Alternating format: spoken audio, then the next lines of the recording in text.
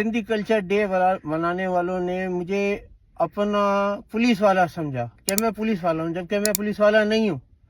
उस पे उन्होंने मुझे तशद्दुद किया, मुझे मारा, मेरे साथ बहुत जुल्म हुआ, मेरा सर फटा पीछे से, मेरी कमर पे पत्थर लगे। शर्म नहीं आ रही? तेरा सर फटा था, वीडियो तेरी पड़ी है। बिल्कुल पड़ी है। उसके बाद जिस वक्त ये वीडियो बनी है, ये वीडियो का एक हिस्सा तो दिखाया तू गया पुलिस था। वाला नहीं था? तेरे हाथ में नहीं। वाकी टाकी थी? नहीं थी मेरे हाथ में। तो क्या था वो? वो तो लकड़ी का टुकड़ा था, लकड़ी का टुकड़ा था। तो तू मारेगा लोगों को सिंधी मैंने- टोपे से देख के?